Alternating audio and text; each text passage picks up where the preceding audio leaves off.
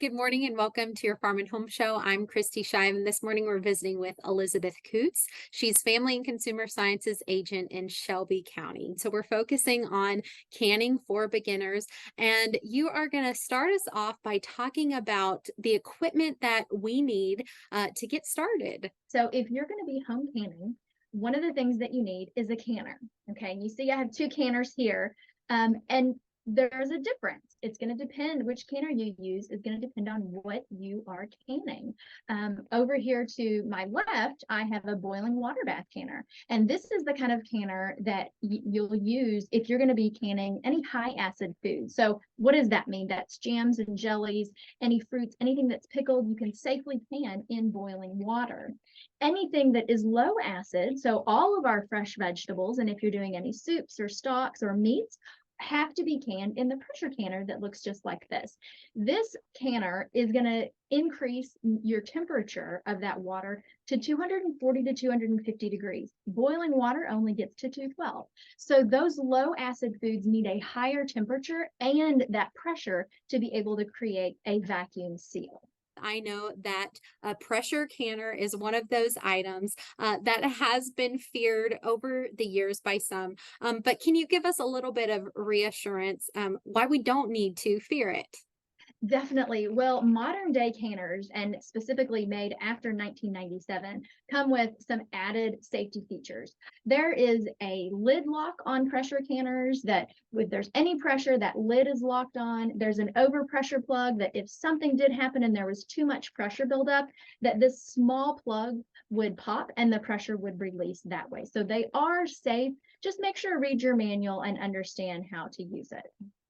Now, while we are talking about equipment, there are electric pressure cookers on the market. We may know a brand as the Instapot.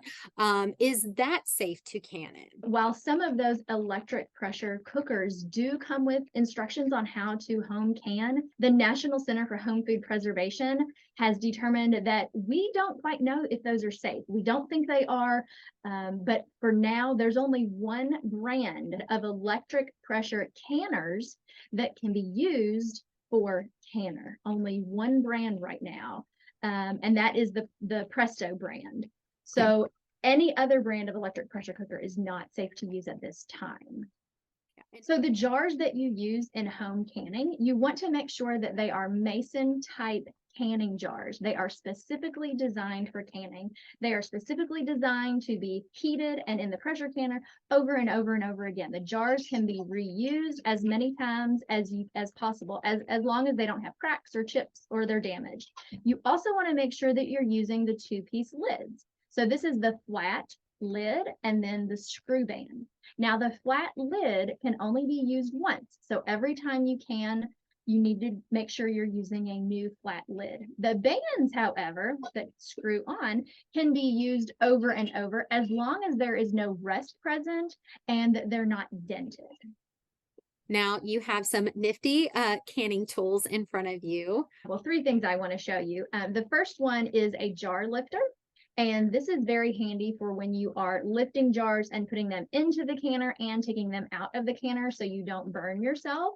We also have a canning funnel. Now, this is just a funnel with a wide bottom. And this is not only helpful for getting food in your jar, but it also helps to keep the rim of your jar clean. We also have this little tool that helps to remove bubbles of the food in your jar. And also on the other side, a headspace measurer. Every food will have a different headspace, and this will help you to measure precisely that headspace. There's a few different resources that we recommend. First, your local cooperative extension service has resources. We have various publications at the University of Kentucky, as you know, with all different kinds of recipes and methods. Another great resource is the National Center for Home Food Preservation. And this is where our information with the Extension Service comes from. They are housed at the University of Georgia, Athens. We don't endorse or recommend any one brand, but we do know that the Ball brand has their own testing facility and that their recipes and methods are research-based. So we have essentially vetted their processes. So those are three recommendations of where you can get recipes and methods for canning. Thank you so much for joining us today on the Farm and Home Show, and we'll see you next time.